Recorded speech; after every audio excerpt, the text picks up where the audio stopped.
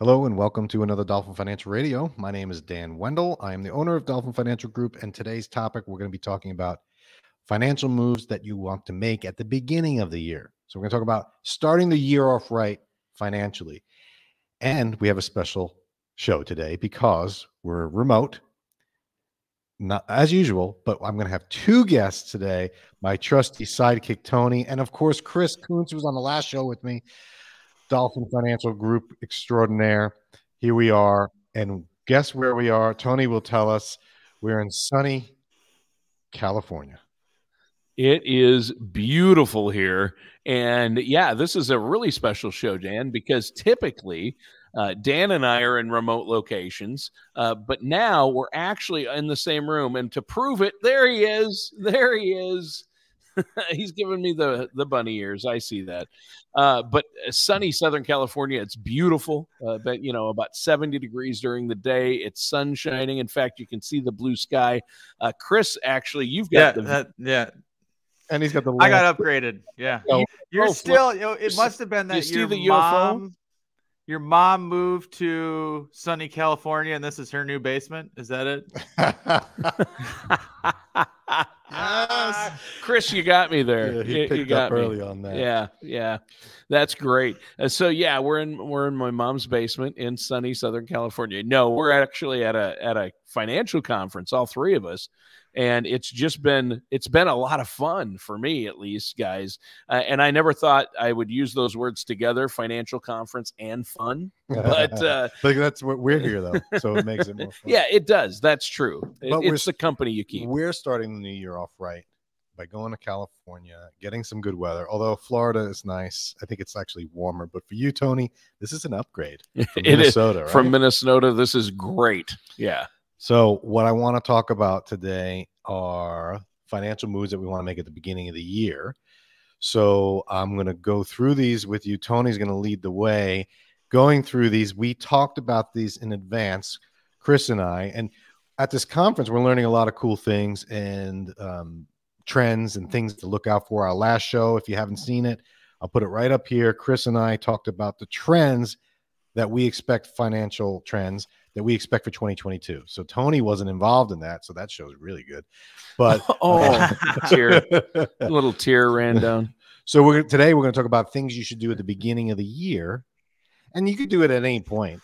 But we're going to talk about things you should do now, and we're going to go. We got 6, Tony. We got 6. Okay, so we got to see if we can keep these going. Yeah, I'm going to announce each category, and you guys are going to do the heavy lifting and explain them. And this is your show. You're the financial experts.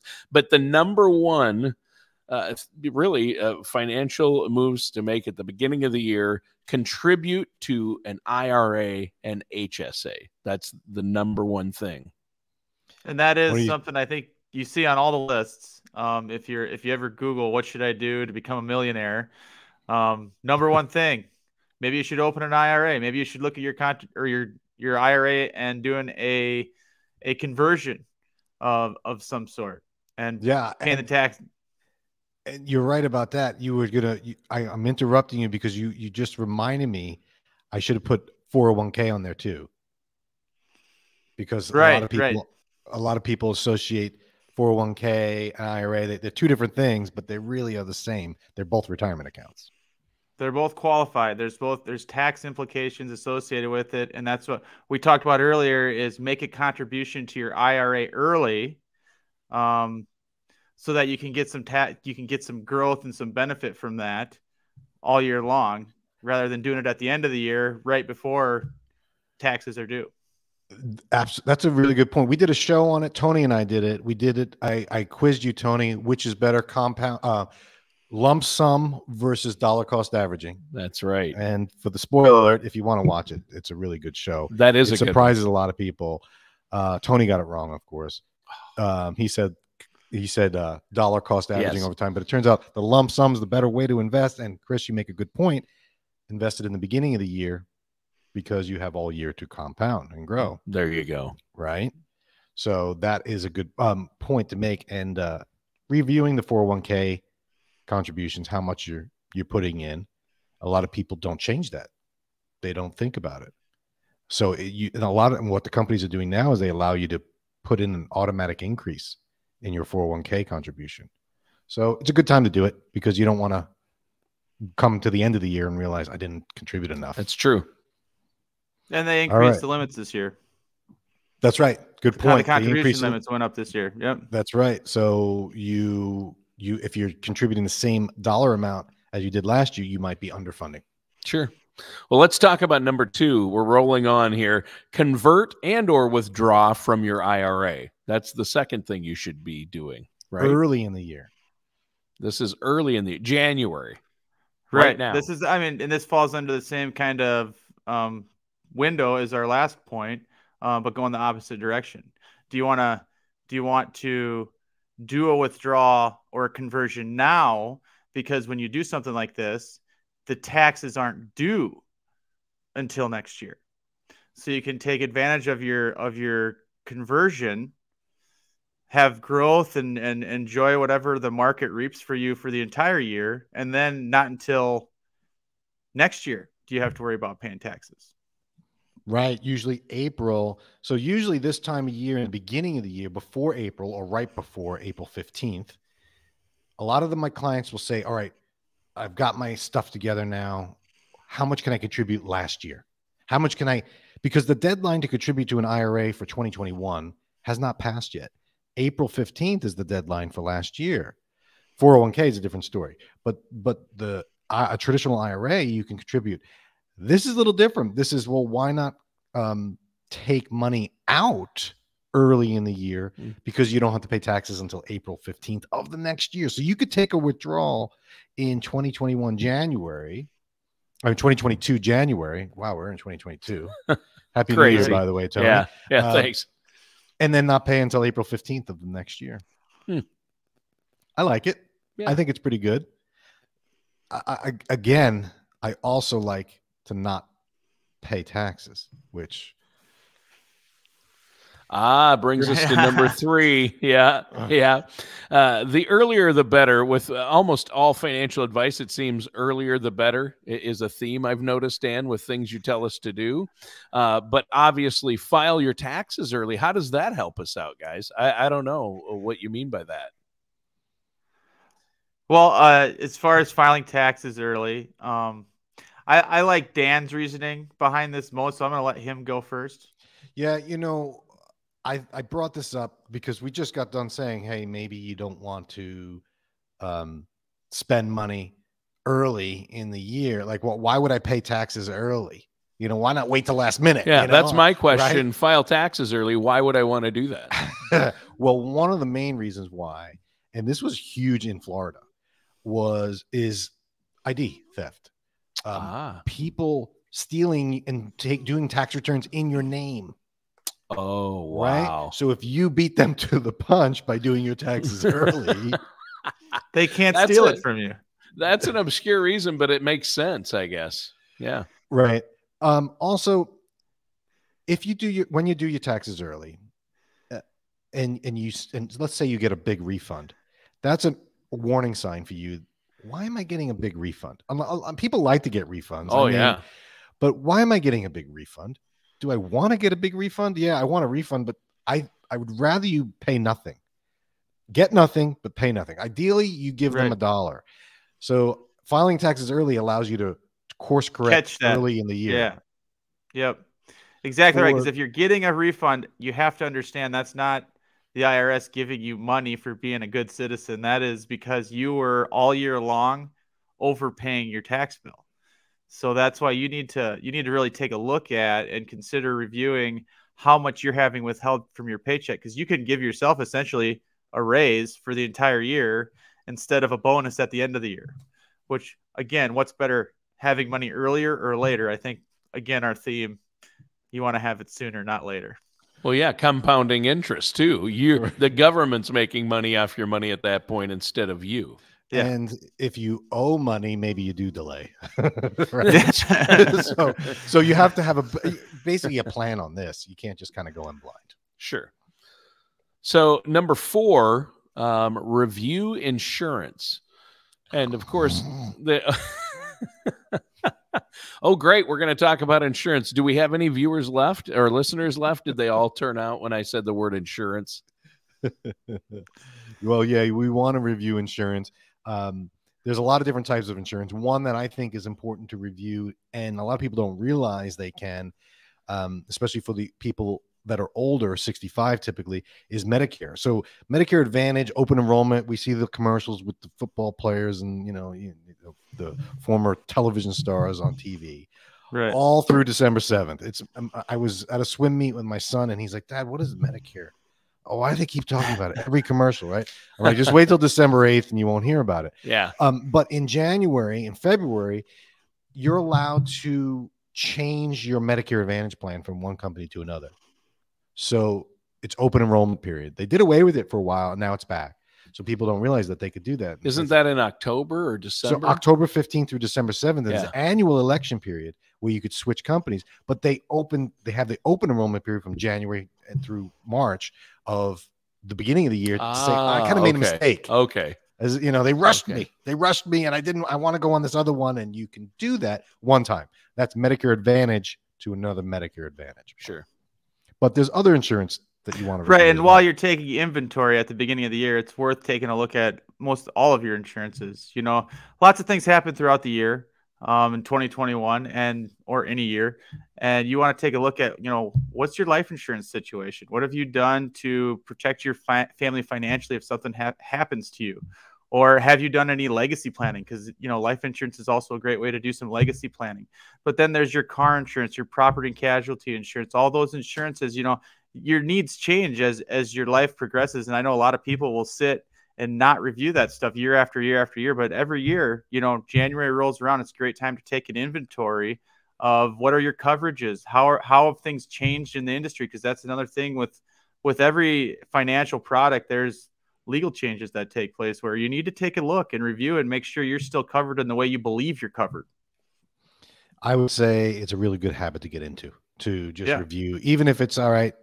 I called my agent and I said, check to see if I can improve my homeowner's insurance. Every year you do it just in case, because sometimes you just get lazy or you just, you forget about it, but you can make some savings every year. Why not do it? Yeah. That's a good habit to get into. So number 5, and this one I really get. Been there, done that. And obviously this is advice that Dan, you've given us all. And Chris, I know you've given this to folks, but number 5 is pay off debt. But you want to do that sooner rather than later. I see why that would make a huge difference. And at the beginning of the year is a good time. And, a lot of people just got through the holidays and they put a ton on their credit card. So this, January is usually the month where you're like, oh, did I really buy that many new records on credit? Right? Wait, this seems targeted toward me Well, personally. I thought Santa Claus was covering this bill. Yeah, right. Well, I think I saw a stat. It's around 1,300 or so that is the average household credit card debt as a result of the holidays. Just the holidays now. And so if they give you the 30 days free, but if you don't pay that off on the credit card, then the interest starts coming. So obviously, power of compounding interest, get it done early. Yes. Right. It just makes sense. Then this is me. the negative compounding. And I think the thing to think about early is a lot of people, the way, at least in my wife's business, bonuses are paid early in the year. So a great way to really focus on covering debt is when you get big chunks of money, really try to focus on putting those towards any sort of debt that you've accumulated, especially towards, the holiday season. Now, okay, that January, February, March bonus, turn around and just put that towards credit card. Put it towards whatever debt you're carrying through the holidays. Right. And Tony, we did a show, and I'm going to quiz you. Do you remember we did a show on how you got a swimming pool with the bonus money that you were going to get for Christmas, but you didn't get it, and instead you got a Jelly of the Month club from the company? Yes. You're confusing one of our shows with Christmas Vacation. Again, you've done that quite a few times. But we did a show on it. I know we did. We did a show on holiday movies. That's right. We did do a show on holiday movies, and my favorite is Christmas Vacation. But yeah. Yeah, the Jelly of the Month Club. And you know what, Chris? That's the gift that just keeps on giving the whole all year year round. long. Yeah, the whole year long. Oh boy. You got to bring it up though, right? I mean, people spend a lot of money on the holidays, and I've written a book on spending. This is something that destroys financial plan. You can have the greatest financial plan, but if you have a spending problem, forget about it. Retirement is exponentially harder. Yeah, you got to get that under control. Well, number 6 is another important one. This is a biggie. Review your holdings and your strategy. And this implies, hopefully, you're working with a financial services professional like Chris or Dan, and you can at least once a year review your holdings and strategies. And I think it's a good time to do it in January myself. And I want to see if this is where you're headed with this. And Chris, but I think a good reason to do it is because you've just probably spent a lot more money than you should have over the holidays and doing traveling. So you need to see where you're at and where your holdings are at in your accounts, right? I would agree. So inventorying him first. All right, where am I at? That includes negative assets or debt. Sure. So where's my debt? I got 3 credit cards. One of them has a 12% interest, one of them 6%, and one of them I got a 0%. Just knowing this stuff, all right, that is important. But I also think that looking at your investment strategy is important because, Chris and I just sat in. We had some gurus, right? Investment gurus telling us what they think the market's going to do. And one of our predictions was volatility, right? So you got to have a strategy. Why not do it now?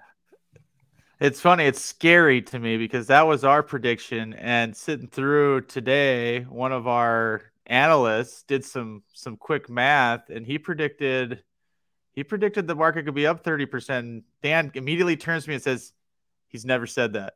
The market's going down." Right. He's never said that since I've known him. Right. And our show, we're financial planners. We talk about different financial things, but we just never put numbers out. Like we don't predict the market. But when you watch the TV, you Fox News or CNBC, there are people that'll say the market's going to go up 20, 30%. Then you're going to get someone that says market's down 30. You got to have a plan. That's what you do early in the year, especially when there's all this talk of volatility and inflation. Do you have a plan to handle inflation? Well, and I think this is where the value in reviewing early in the year. Also, there's just a lot of, just speaking specifically to 2022, as we in our predictions and as you're referencing, talked about, there's a lot going on this year. So it's not just tried and true, sit back, relax. You can do the same thing you've been doing for the past 5 years and it's going to work. I think it's really worth taking a deep dive into your portfolio, even. And, you don't need to understand everything you're in, but you need to feel confident that you've taken a look at with somebody that does know what and how the things you're investing in are going to function under a very volatile market. Because it's not, you just can't sit back and assume we're going to have another 20, 30% up year again and again and again. So it's worth reviewing. Okay, what do I actually have, and how has it performed? Is it time to rebalance? And it's not, what are the odds it's just going to be a slow, steady grind up again? Like that. It's so rare that we don't have some corrections. And this always happens. We go through this period where we don't have a lot of volatility, not a lot of corrections, and people get complacent. And then they're like, oh, it worked last year, it's going to work this year. No, it's always good to review, even if you don't make changes. Not making changes to an existing plan is a plan. But if you don't proactively do it, that's not really a plan. That's just lazy, right? Right. Speaking of that, Tony. Just zoom right in. That's great. It's just like that closet that doesn't get cleaned out. Did you strategically leave that closet like that, or did you go through an inventory what's in there and clean it up? Good point. I think a great analogy for what you were saying there is it's like if it hasn't rained for 3 years, you probably forgot where the umbrella is at. If interest rates have been low for 10 years and the market's been grinding up and setting records, if it all of a sudden it rains, where's the umbrella? Oh, I can't find it. can't find the umbrella. I haven't used it in 3 years. Right. And it's like we talked about the insurance. Okay, I'm not going to review my insurance because I don't think about it. And then Florida says, oh, we're raising homeowners insurance rates across the board. And you get this bill and you're like, wait, what is that? All of a sudden it's emergency. Let's shop this around. Same thing with your investment plan. I don't think about it. I'm doing fine. And that could work if you got a plan and it's solid and you have someone managing it. That's great.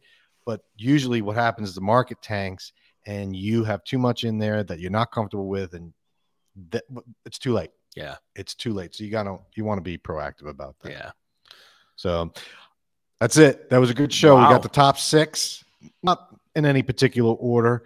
I'll conclude by saying, before I let Chris give his final thought, I think all of these are early is better. And Tony, you said it, why not take the time now? The hustle and bustle of the holidays is over. Why not just do it? And if you can get in the habit of doing it early, that's the way to do it. I think so. And, Chris, did you have a favorite of those that we talked about that you think, if you had to pick one? I always like number 6. Take the time to sit down with somebody and get some advice, have that experience of learning a little bit, hopefully, for whoever you sit down with. But also, you talk about what are some final thoughts. I think where we've been has been a great summit here in California. And one of the things I'm walking away with, and this is something you can apply to your life in many ways, is taking small steps creates amplified results. So it's really about, what can you do? There's a lot of things here. Pick one, do that one, make it a habit, and watch how it amplifies your results towards retirement. The butterfly effect. So that's it, Tony. That's it. We're going to hold you accountable. You're going to be contributing to your health savings account or your IRA. We're going to review the 401k, which we don't offer. Sorry. Just kidding. So thanks for joining us. And, listen, let's go back to Chris here. Look at this. He's got as the sun goes down. The sunset's beautiful, right? and then you've got a lamp reflection in the sky. Oh, I thought there was a moon. I thought he was going to be abducted by aliens. I was afraid of that too. I was starting to wonder. It's like more and more light effects come as the sun goes down. I get more and more light effects. This is the beauty of technology. Sure. We're all together in the same building, same room, same state. Doesn't happen very often. No, it's fun though. It's great. So with that, thanks, Chris. Thanks, Tony. I'm going to bring in my favorite duo to do the outro and have a great start to your year financially. All matters discussed in today's show are for informational purposes only. This show is not investment advice. Dan Whittle nor Dolphin Financial Group are affiliated or endorsed by any government agency. Investment advisory services are offered through Dolphin Wealth Management, Inc., a registered investment advisor in the state of Florida. Insurance products and services are offered through Dolphin Insurance, Inc. Dolphin Wealth Management, Inc. and Dolphin Insurance, Inc. are affiliated companies doing businesses as Dolphin Financial Group. You should talk to someone at Dolphin Financial Group before implementing any of these strategies or ideas.